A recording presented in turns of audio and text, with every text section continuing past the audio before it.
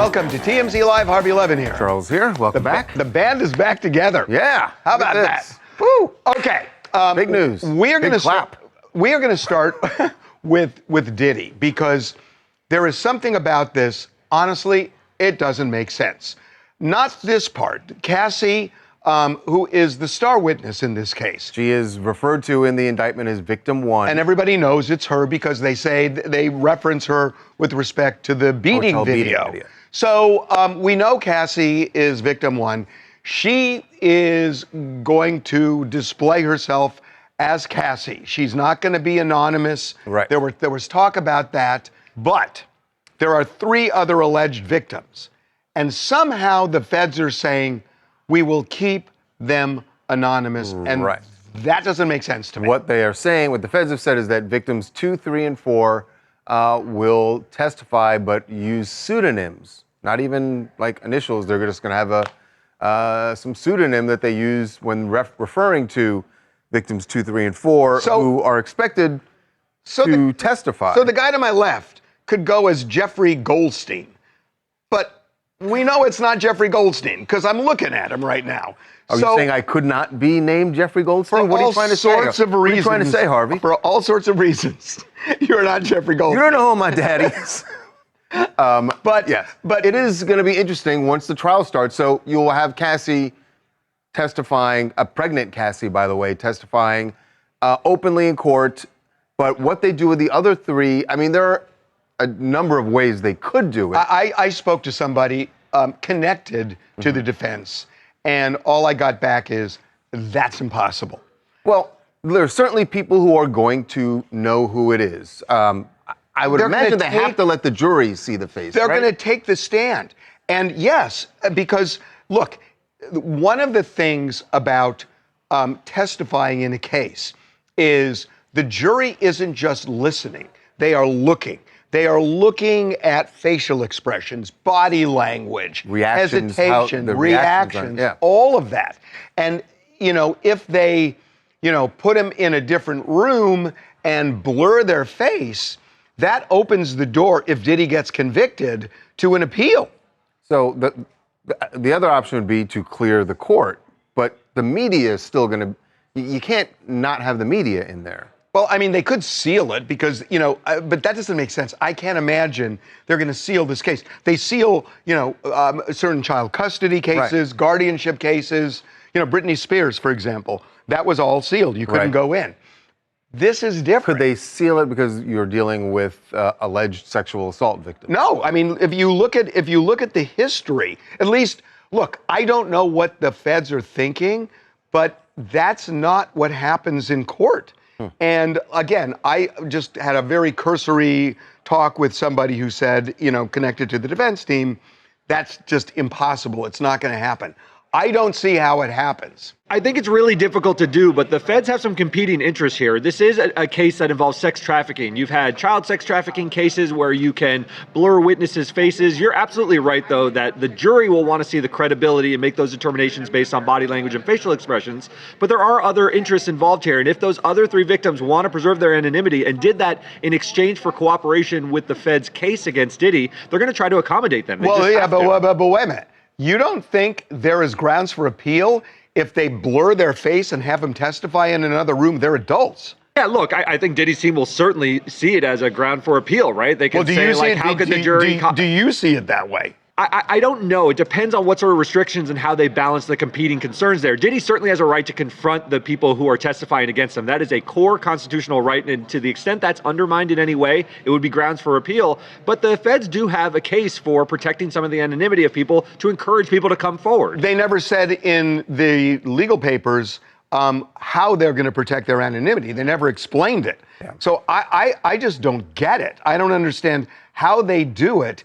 And I don't believe they would go that far that they would open themselves up to an appeal on this. The 2 most important things are that the jury get to see them and that the alleged victim, if it's a a sexual crime, they have a right to not have their identity out there, right? I mean, you can do a Jane Doe, because we've seen this before, Right. where there are Jane Does, even in civil cases, where the judge says, no, you've got to disclose. Right. Once the trial happens, you could do it as a Jane Doe when you file, but once the trial happens, you have to take the stand. You're the moving party in a civil case. Here, there are star witnesses, and Diddy has a right to confront the star witnesses. And the question is, if you remove them from the courtroom, which you can do with minors, but not a with situation. adults, yeah. I just don't see it happening. I don't understand it. I don't understand it. Hi, Shamika Sanders from Staten Island. And I think it's incredibly brave for Cassie to take the stand in this case against Diddy, because his legal team has done so much in their power to change the narrative around her story. So who better than her to tell her story? Yeah, I mean, it makes a big difference. You're absolutely right.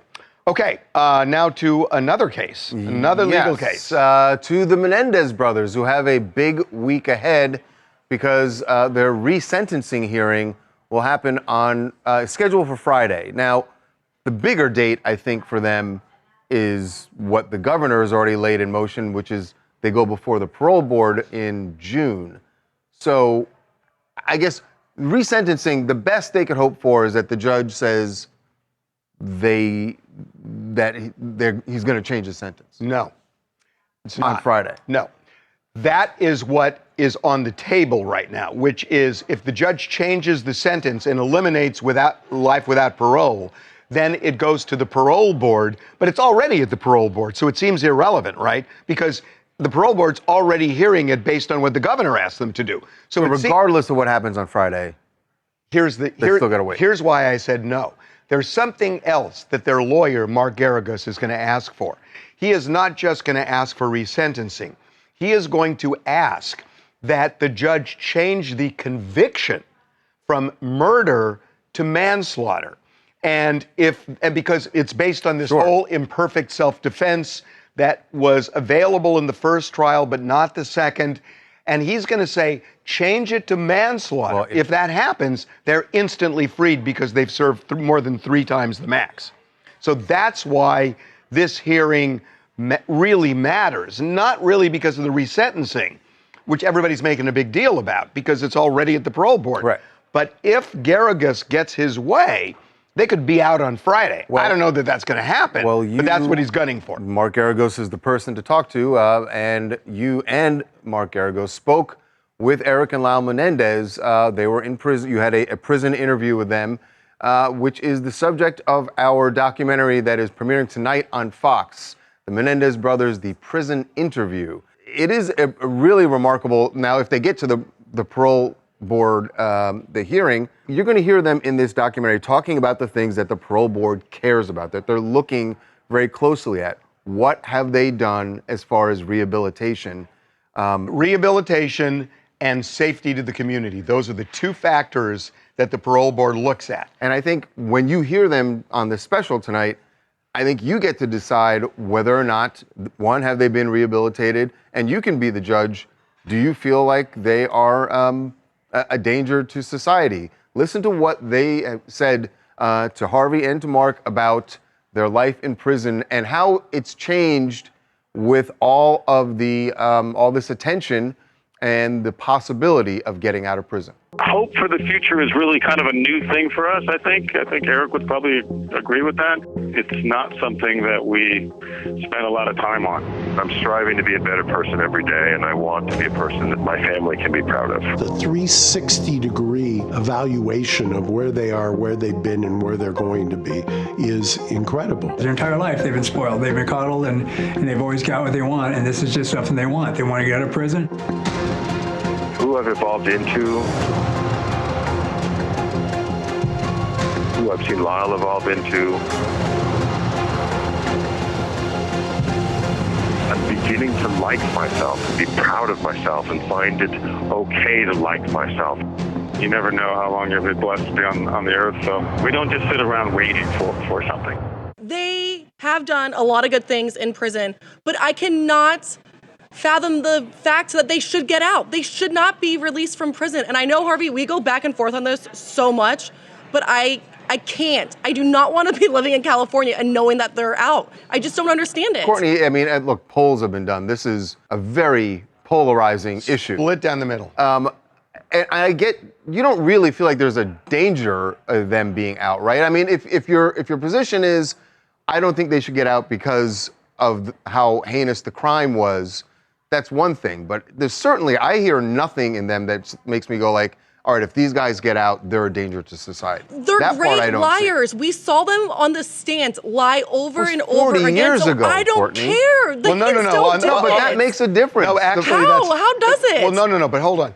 On the stand, they actually copped to the lies. They had lied before, and when they were cross-examined, they copped to it. Their defense was they were sexually abused by their dad. But they copped to all those lies in those trials. There's a misconception about that.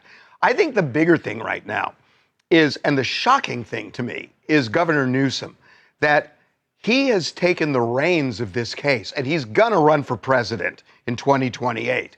This is such a divisive issue, yet knowing that, he's asked the parole board to review the case. If the parole board comes back with a clean bill of health saying they're rehabilitated and they're not a danger, he's going to release them, because why would he start? Why would he start the wheels in motion if he's not going to do it? And I agree with you, and you didn't understand how they're going to keep the anonymity of the victims in the last story. I don't understand how in the world Governor Newsom is taking the reins, as you said, on this, and seeming like he would let them out if he's going to run for president. All I can say is it doesn't add up. It doesn't add up politically, but I think there's something. Well, that's all there is when you run for president. I don't know. I think there's something that moved him. I totally agree, and I could even see that, but it doesn't add up with him then running for president. It doesn't add up for that. Absolutely not. Shanice, Houston, Texas. I think the main thing to just consider with this whole situation is like the brothers' safety if they are released, and also how they're going to be able to take the opposition and the backlash that they will receive, and very harshly, might I add, because of the heinous crime that was committed. You're absolutely right. I mean, that is going to happen, but they're committed. I mean, especially Eric, when, I did this interview, he was so committed to working on childhood trauma issues. Oh, by the way, the special is on tonight. As you just saw on at that graphic. 9 o'clock, 8 Central. Exactly. All right, when we come back, got your tickets for Fyre Fest 2? We got some bad news for you. Broke a big story about the planning stages of Fyre Fest. You've heard a lot from government officials down in Mexico. Well, now we know what the people who are actually working on Fyre Fest are saying, and it is not good news if you bought tickets to go.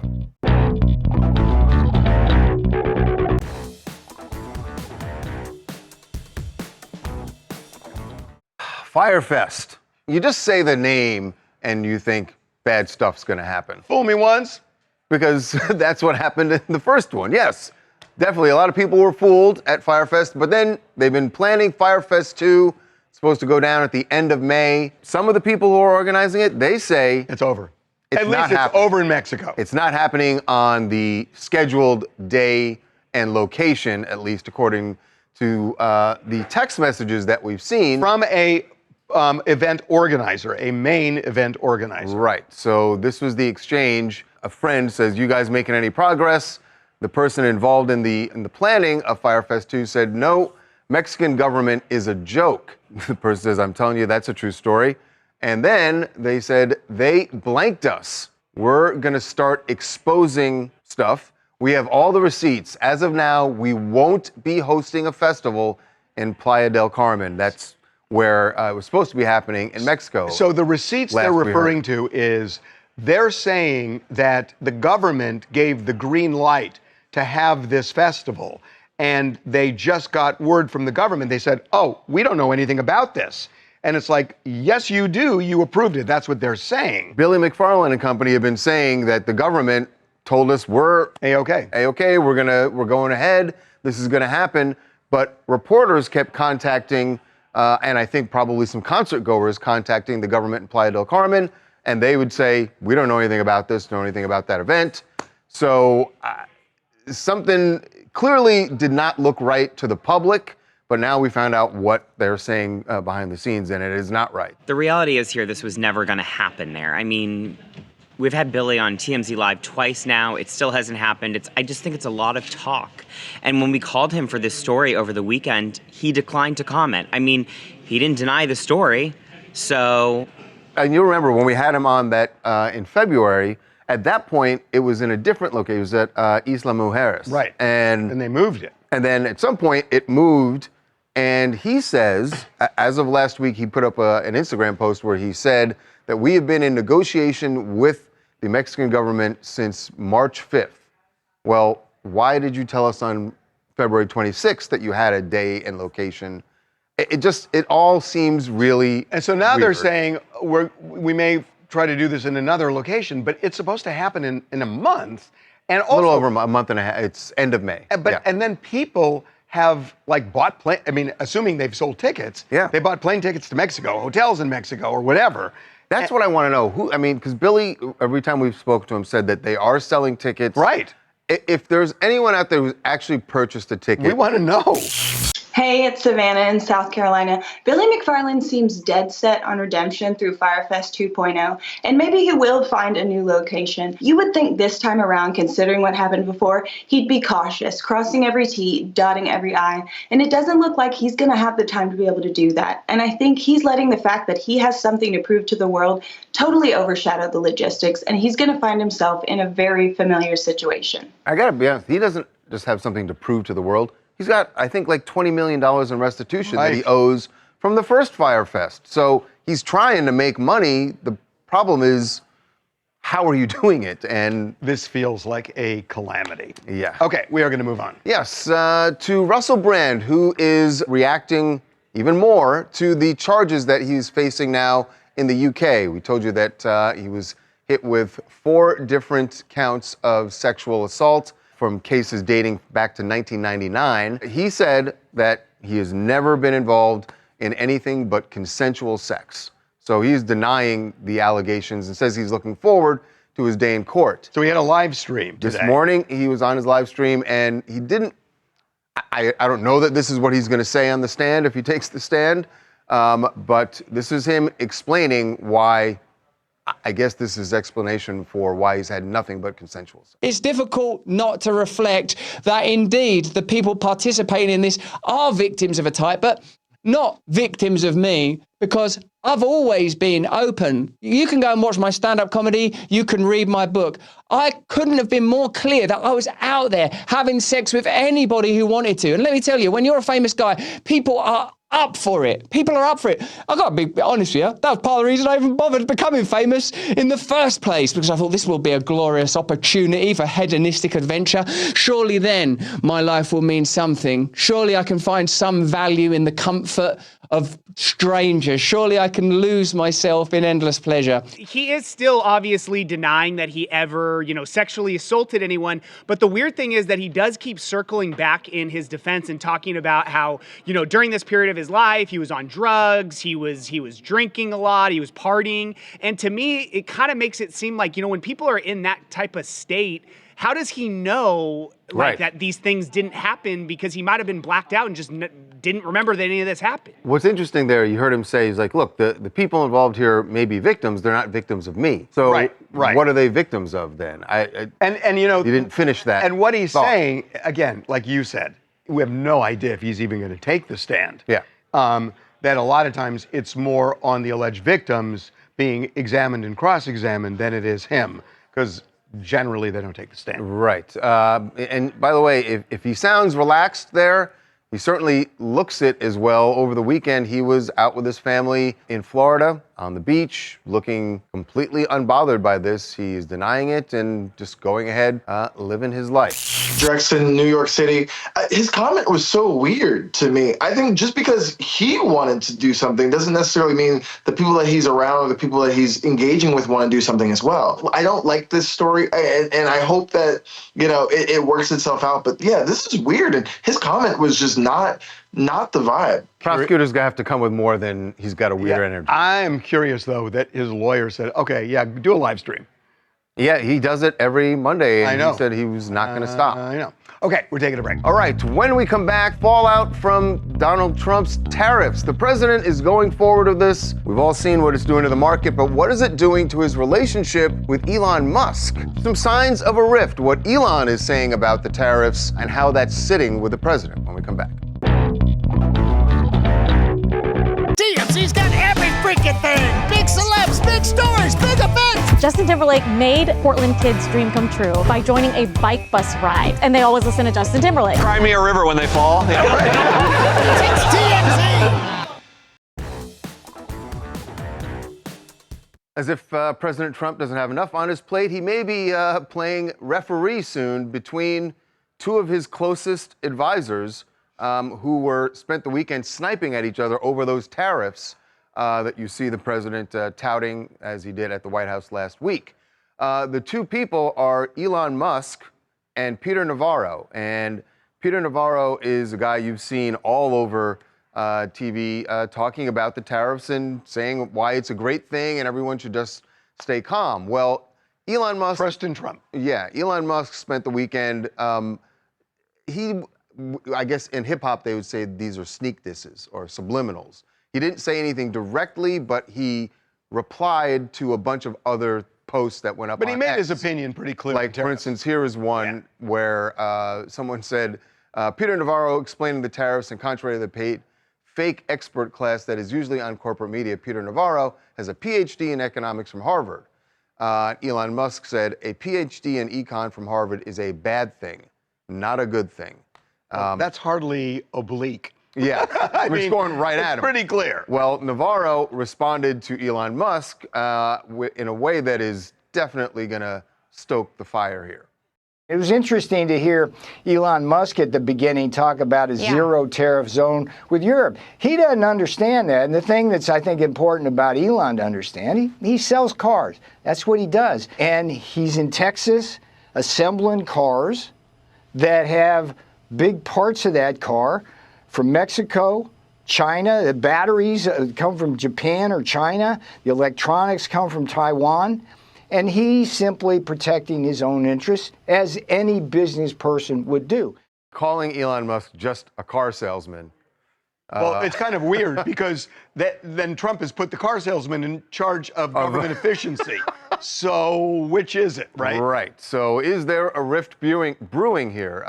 Joining us to talk about it is Alex Eisenstadt, who's senior political reporter at Axios. Who's also written a very interesting book about Donald Trump, which we'll get to. It's called Revenge, the inside story of Trump's return to power. Alex, welcome to TMZ Live. Hey, guys. Thanks for having me. Big fan here. So I'm confused that Donald Trump relies on Peter Navarro, clearly, and also, you know, for various reasons, seems to need Elon Musk. So which side is he on? Yeah.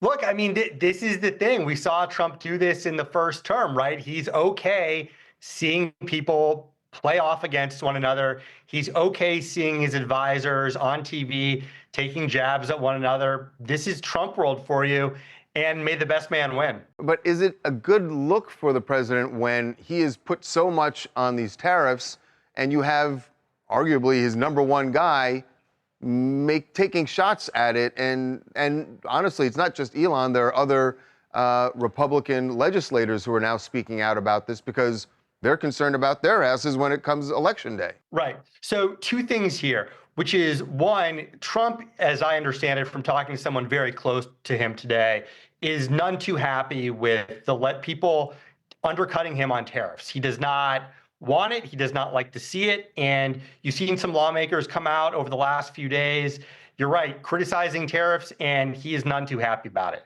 Here's the situation with Elon, though, and Elon's in a bit of a special category, which is, you know, Elon is not like any other lawmaker. He's not like any other cabinet member. He comes in a package, and you got to handle that package with a lot of care, right? You can't just push him out, can't just hammer out a tweet attacking him. Elon is going to be in the administration for probably a couple months longer, but he's going to have a huge role in the Republican Party after that, and Trump understands that. He recognizes that. Well, you know, and the thing, look, there are some things I want to get your opinion on because I'm confused about something. So you got Elon Musk, who runs a car company that manufacturers in the United States, which Trump said is his goal, yet that very person that he says he's helping says, I'm against the tariffs. So that's number one. But the other thing that I'm wondering, and I'm wondering if you can help me on this, am I missing something? Because Trump says, I'm going to bring manufacturing back to the United States. I'm going to revitalize Detroit.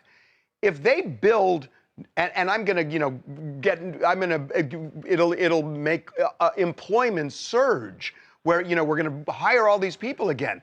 If they rebuild these manufacturing plants, it's all going to be AI. We're not going to do 1913 assembly lines anymore. Well, and that's one of the things that Trump is probably going to be under pressure to address pretty soon, which is the role of AI in this. But what he's also going to have to address is it's not easy for companies like Nike, for example, to go stand up a manufacturing plant in the U.S.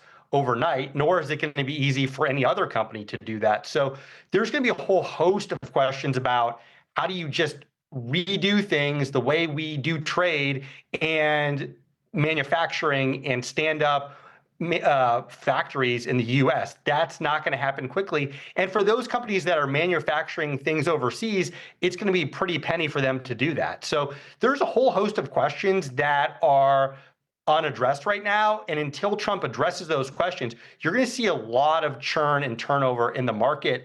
A lot of choppy water. Hey, I don't know if you heard, Alex, but the New York Stock Exchange wants to commission that painting behind you to put it on the wall there. Pow. Well, yeah. It would fit in there. It would definitely fit in there now. Alex, thank you so much for being with us, and congratulations on the book. Yeah. Thanks, available now. Anytime you get great stories behind behind the campaigns. No, this is a great story. Phenomenal. Yeah. Congrats on that, Alex. Thanks, guys. I'm a big TMZ fan, so I'm really happy to be here. Thank you. All right. We really Thank you. appreciate that. Thank you. Okay, we are going to take a break. All right. So when we come back, fresh off the heels of her breakup, Sydney Sweeney from her fiance. Guess who she was hanging out with this weekend? Yeah. This is really going to surprise you. We got photos of her and the guy when we come back.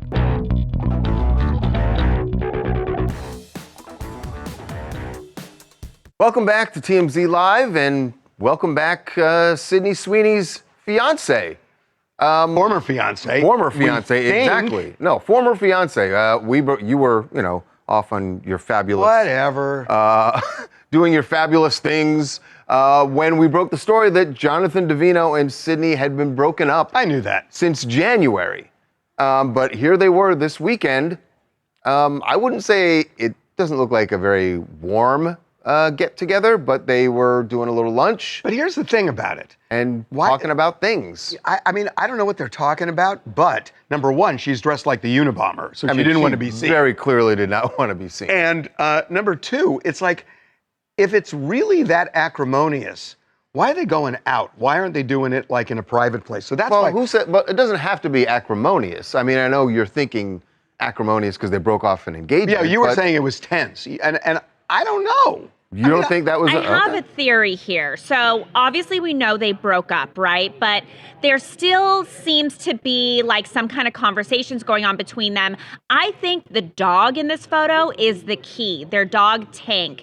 Because, when couples split up, especially if you're engaged, you've already kind of gone far along in your relationship. Well, maybe they're like taking turns kind of watching this dog. They don't want to split up the dog yet. Maybe they're figuring out what the situation is going to be for the dog custody. Those are all conversations that could be happening. But that's an acrimonious conversation. That's a conversation where you also don't have to meet face to face. No, it's my dog. You also don't have and to you don't meet face to face. You don't meet face to face for that. But I don't know. I mean, it's like they're together. They're going to a meal. They're there for a long time. There are things to talk about in breaking up. That you have to, you would have, I don't think that you wouldn't have the dog conversation face to face. Or.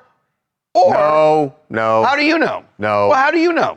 Yeah, Harvey and Charles, you guys both have dogs. Isn't that like a big part if you break up? You are concerned about little Barky? You want to know that Barky's going to be okay. Yeah, but I'm not saying that. I'm saying what if You're saying what if they're getting back together? About breaking up?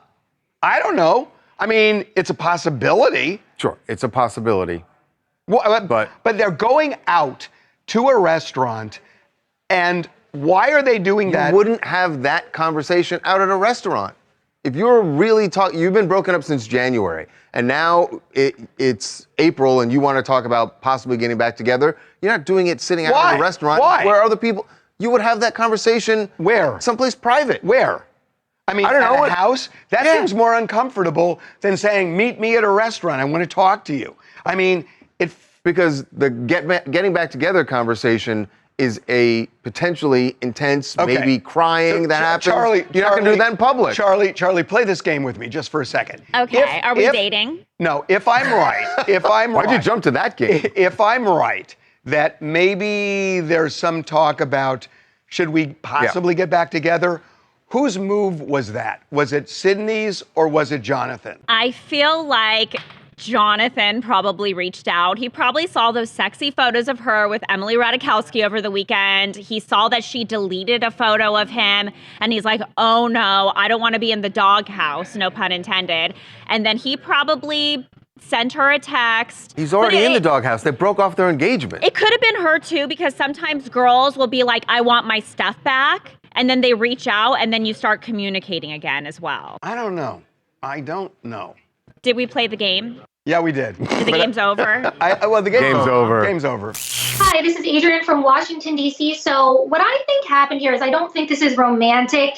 If I'm reading the room, it looks like Sydney might have been, coming home from a late night, and perhaps he said, hey, I want to trade off the dog with you, meet me at the deli. Maybe she doesn't want him to drop the dog off at her house. I don't know their arrangement, but it seemed a bit... But they were there for more than an hour. If you're doing a drop-off, you do it... Yeah. No, you got to be polite. You don't have a meal. It looked very transactional from her. Yeah. I think it looked like we have issues. Let's talk them out. I think it looks like we have issues. We're not really going to talk about it because there's nothing to talk about. I don't know. Okay, we got to move on. Yes, to Michelle Williams from Destiny's Child. She had a very, very rough flight. Gross even. Yeah, I think that is fair to say. When she revealed what happened on her flight, this is... Oh, yuck. She looked down next to her seat, and someone had placed their bare foot within her view. That is in her line of view. That is out of control. It's not hysterical. I don't know why you're laughing this hard and not making like the cringiest face. If I saw someone put their dirty dogs, on the airplane, and you can tell this person is just so comfortable. Like, it's in the crevice. There's just no way. I'm putting the flight attendant thing on. I'm clicking it on, having the flight attendant come and immediately rectify the situation, because if I have to say something, it's not going to be pretty. Would you swat that foot? I would turn around. I would not look at the foot. I would turn around the other shoulder, look the person in the eye and say, excuse me, sir or ma'am, move that foot. Go back to the picture. I'm not guessing. No, please, you're not making me guess. You got to I'm not going to guess. You got to guess. Anyway, Michelle had something to say about the experience. I made it out all right. The devil is a liar. God is exalted. Never be defeated. Y'all, I was almost defeated. Almost defeated with somebody's feet. I was flying first class. My seat was 3F. And I didn't know the F was going to be for feet. I just can't. Okay, that you will agree. That is egregious in first class. It's egregious anywhere, but especially if you're like Michelle and you've paid what you've paid for your first class seat and you have to engage. No. Hey, feet aren't even extra with this. No. Come on. Sir. Man or woman, come on. I'm not guessing. Oh, God. Nope, I'm not opening myself up to that. We're going to take a break. All right, when we come back, big day at the White House. The Dodgers, the world champion Dodgers, went to the White House. President Trump had some very nice things to say about a few players and had a face-to-face with one player who definitely has an issue with him.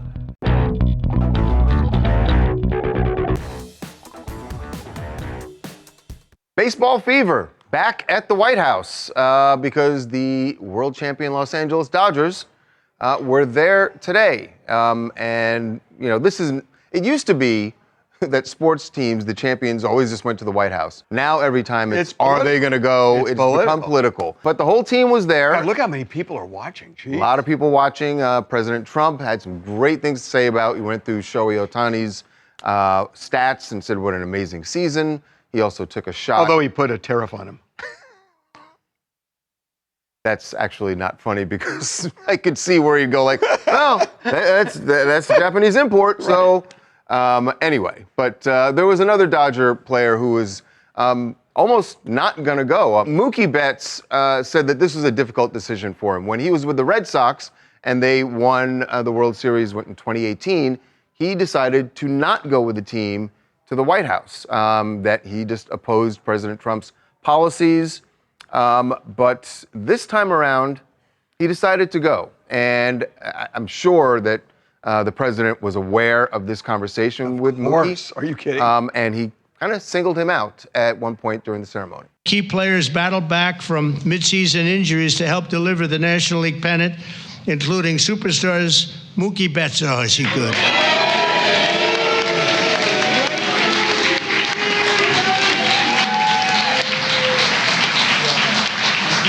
Good looking. Mookie, that guy can play, can he?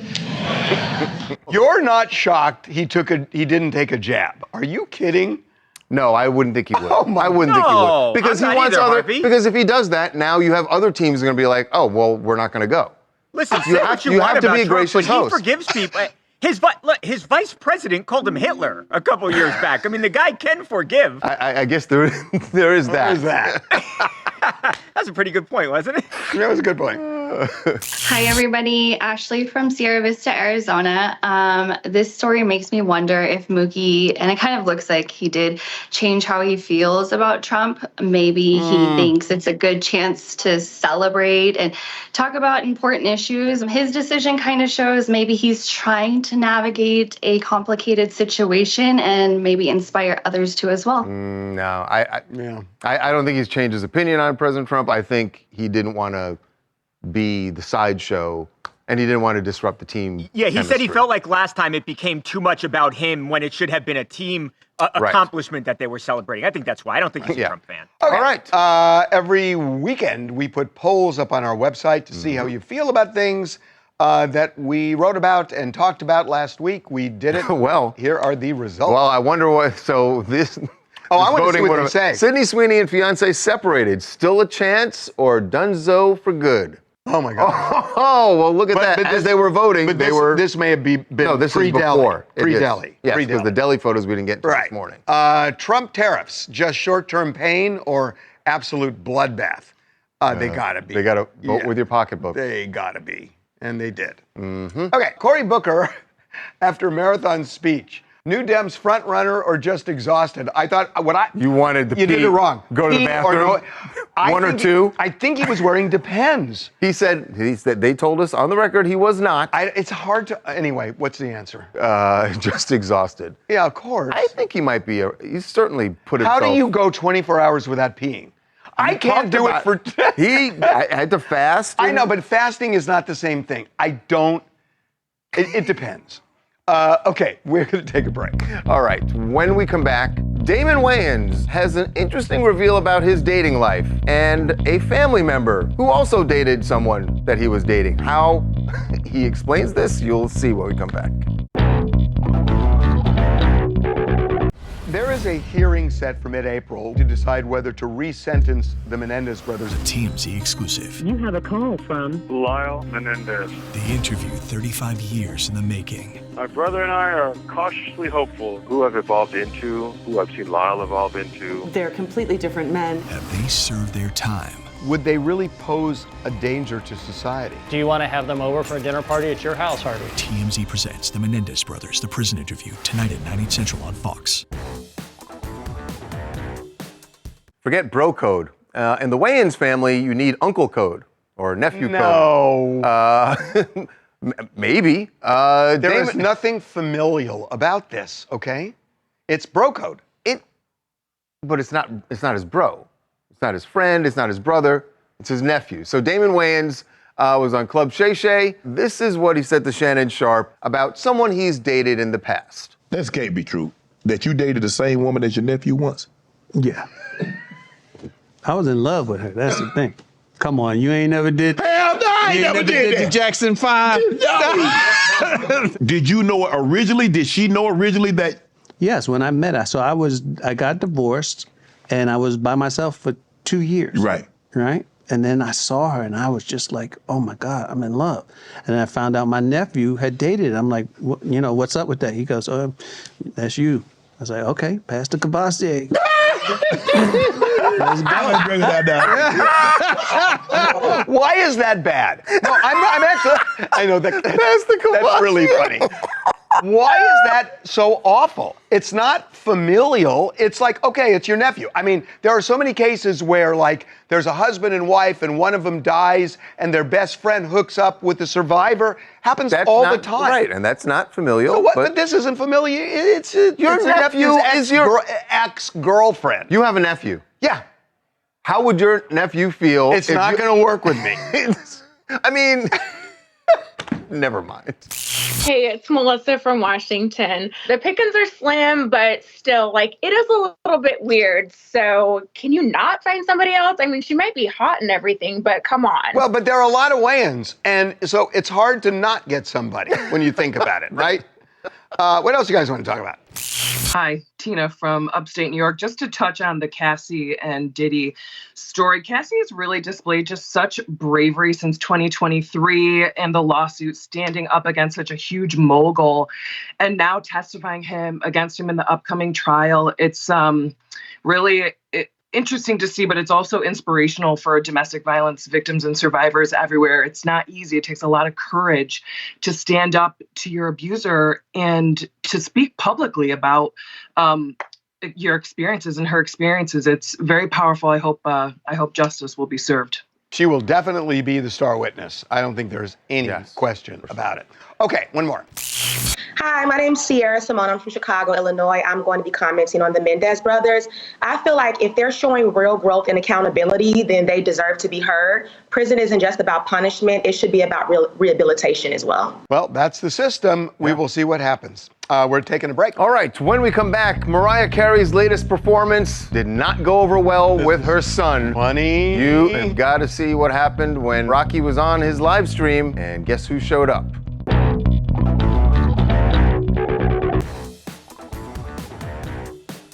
Mariah Carey's kids are no different than every other teenager in the world. They are embarrassed as hell by their parents. And Moroccan, her son, was on his Twitch stream when Mom walked into his room. His sister also walked in. This is so funny. Watch his reaction. This could be any teenager. You want to come here, Mom? Here. There she is. What are y'all talking about? That's my sister. I know, I just want to get everyone's hopes up. Why are y'all? Oh, okay, y'all need to get out now. Just everybody get out. Mom, they can see you. Okay. They're saying, hi, Mariah, I love you. Oh, my God. Hi, you guys, I love you. Hello, Miss Carey. Hi, Mrs. Carey. Can y'all please get out, please? God, that is yes, please. I love this. It is so funny. That is awesome. By the way, she didn't even have the usual Mariah lighting, and she went on. And they recognized her immediately. Hey, can Morocco come out and play? Oh, it's good to be back. We will see you tomorrow.